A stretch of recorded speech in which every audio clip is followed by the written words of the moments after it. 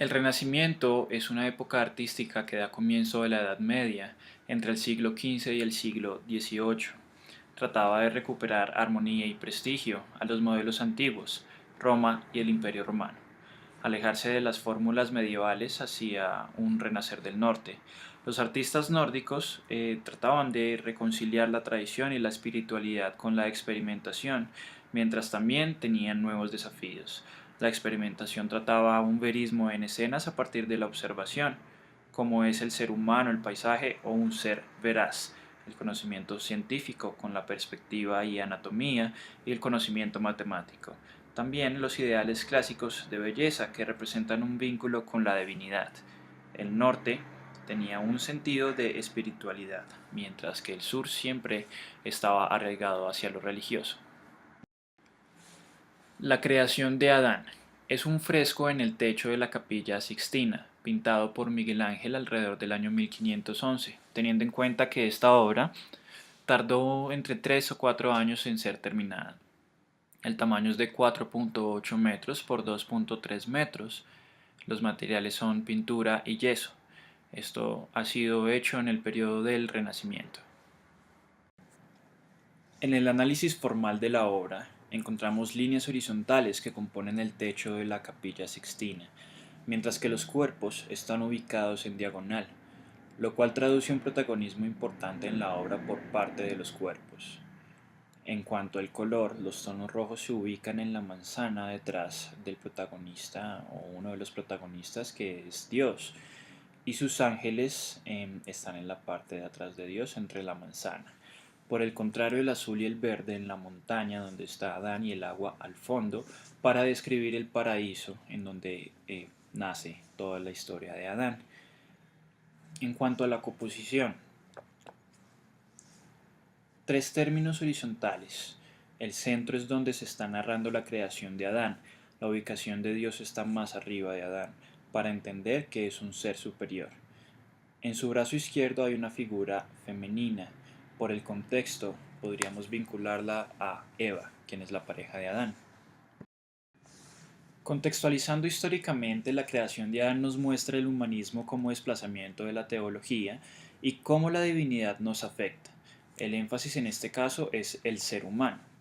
También vemos una corriente neoplatonista, en donde queda claro que la belleza es una alegoría de la divinidad cargado de espiritualidad, retratando un conflicto entre el alma y el cuerpo, donde el alma es considerada como divinidad, ya que el cuerpo, al ser mortal, llega a su fin con la muerte. Como lo mencioné previamente, la anatomía juega un papel muy importante en la realización de esta obra. Los avances científicos de la Edad Moderna permitían que artistas como Miguel Ángel diseñaran estos cuerpos de una manera muy precisa para generar en la obra una visión veraz. Tratándose de la época del Renacimiento y analizando la obra, vemos que los cuerpos están recreados de manera muy semejantes a los de un humano real.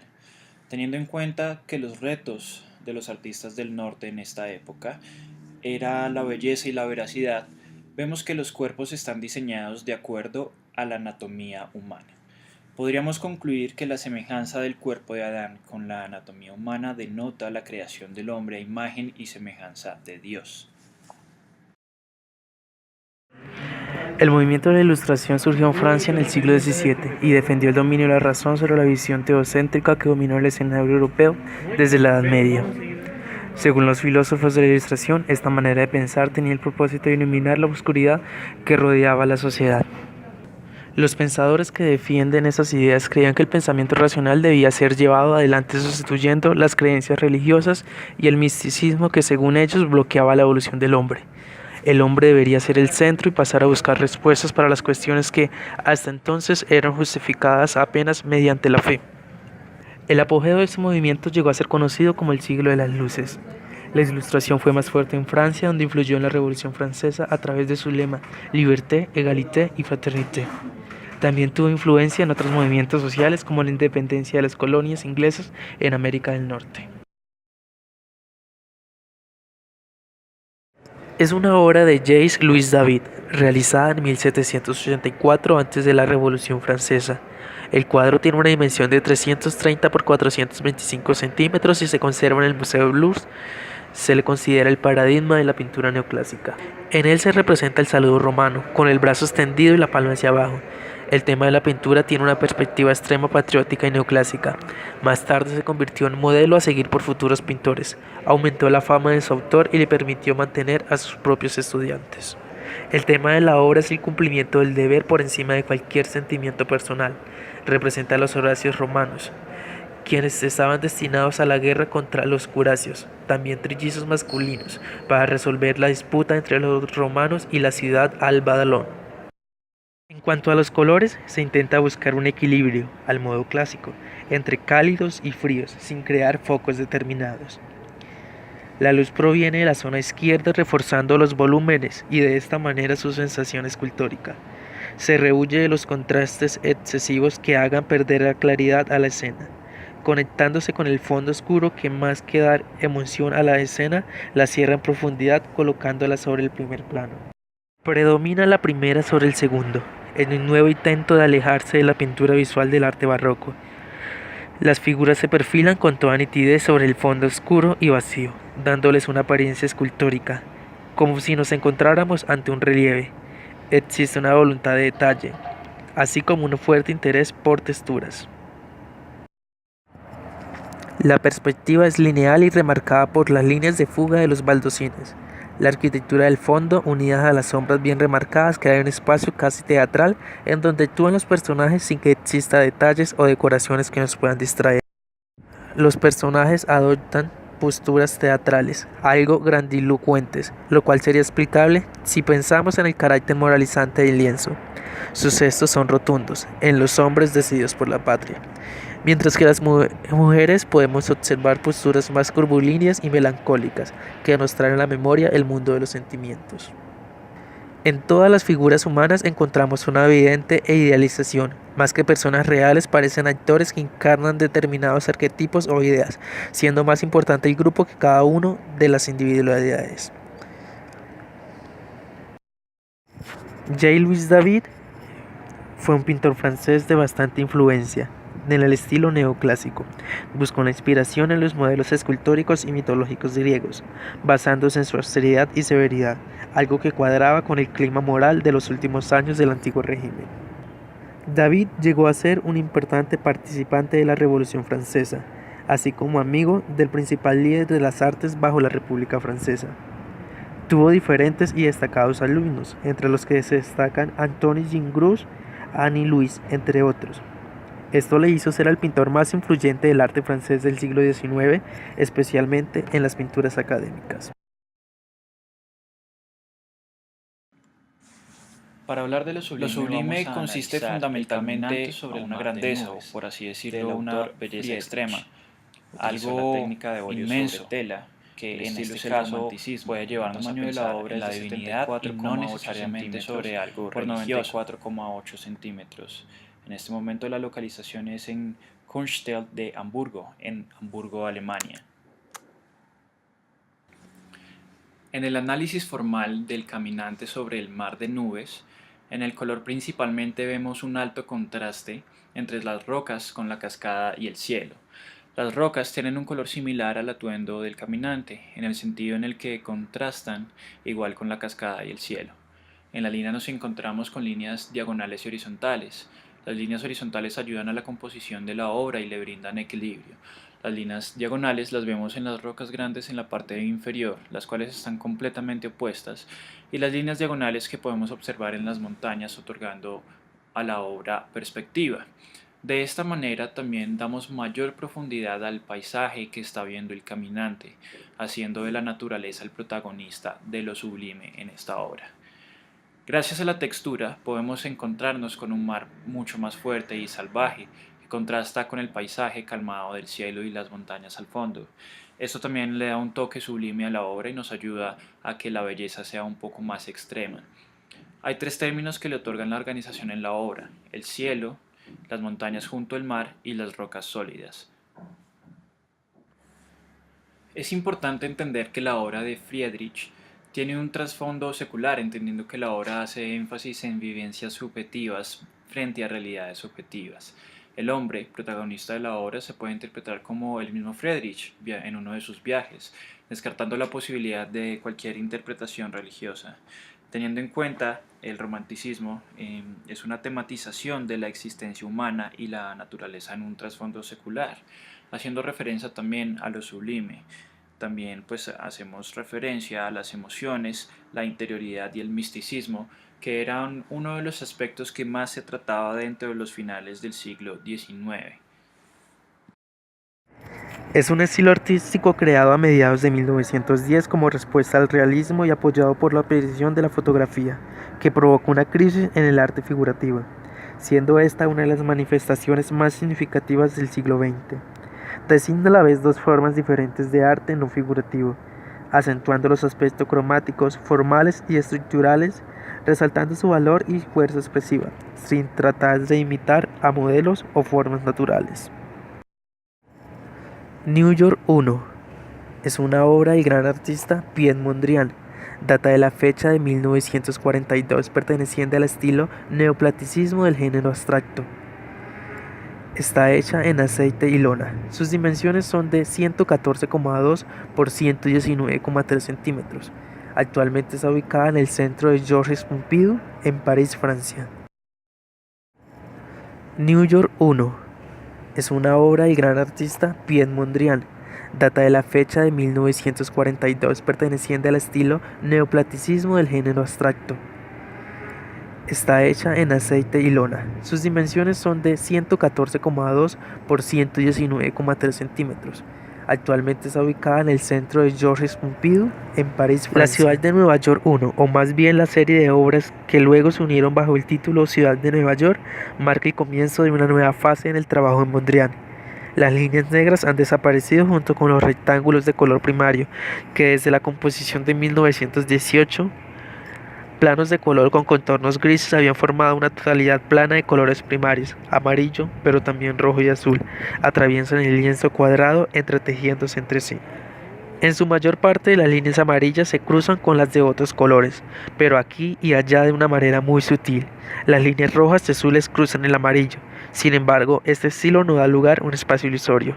Las bandas coloreadas se sobreponen y se unen a unas a otras en la superficie, ante los ojos del espectador. Es bastante razonable aceptar la sugerencia de Michael Cizur y atribuir este efecto de cruzar y entrelazar el método de Mondrian de concebir y trabajar estas imágenes. Usó tiras de papel de colores y las movió sobre el lienzo para obtener el efecto que deseaba.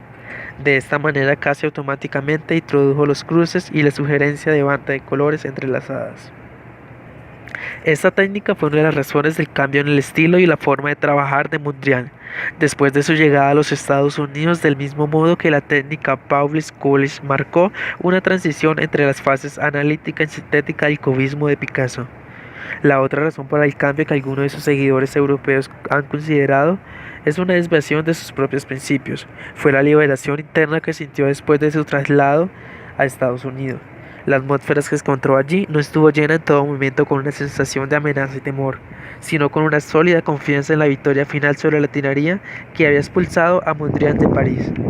Como resultado, sus imágenes de este periodo estadounidense tienen una tonalidad diferente, en gran parte, por así decirlo, en comparación con los lienzos sombríos dominadas por líneas negras del final de su estancia en Europa.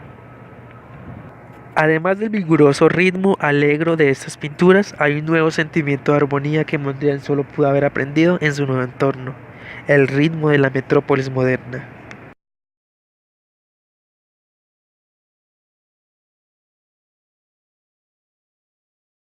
El conjunto de obras americanas de Mondrian no solo ha sido estudiado como consecuencia del efecto producido por la ciudad en el artista, sino también desde el punto de vista de la introducción de una nueva técnica.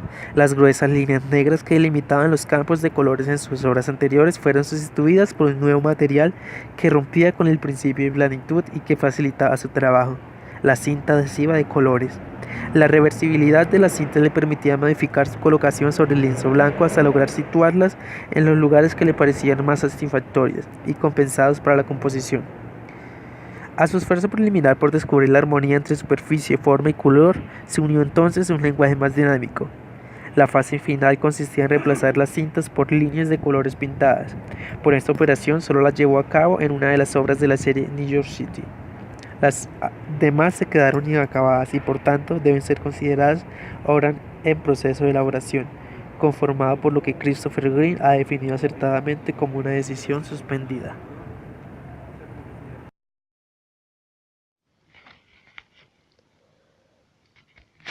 Definición de concepto. La Reforma Protestante es el movimiento que surgió en el siglo XVI y que impulsó un cambio profundo en la Iglesia Católica.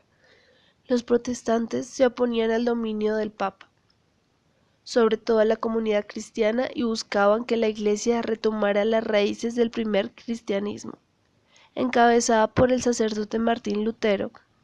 Para Lutero, el Evangelio debía predicarse libremente y no ser objeto de comercialización. El 31 de octubre de 1517, día en el que el monje agustino dio a conocer los puntos que quería debatir públicamente, las 95 leyes, fijándolas en la puerta de la iglesia del Palacio de Wittenberg. Análisis formal de la obra. La Confesión de 1750, de Pietro Longhi. En el cuadro vemos a mano izquierda un sacerdote dentro de un confesionario, con el oído inclinado para escuchar las confesiones de las señoras presentes. En el lado derecho vemos a 3 mujeres esperando ser escuchadas y un hombre sentado, apoyándose en una mesa y rezando con un escapulario en su mano. En esta obra podemos observar una gran cantidad de colores, marrones, grises, entre otros, pero hay un contraste grande con el rosado que posee el vestido de la señora que está en la mitad del cuadro. Relación con conceptos. En la obra, el laúd en la parte inferior tiene una cuerda reventada. Según algunos historiadores, esta cuerda hace referencia a la discordia de Europa en la época de la división de la Iglesia, en la Reforma. Debajo del laúd vemos un libro de himnos que se puede leer y es la traducción del himno de Martín Lutero, cabeza de la Reforma Protestante. En el piso se ve una representación del piso de la iglesia de abadía de Westminster, que pretende representar un orden cósmico. Hay una calavera que ocupa el primer plano de la obra que a simple vista no se ve. Tendríamos que ubicarnos a la derecha de la pintura e inclinarnos un poco o simplemente ver a través de un espejo para poder verla.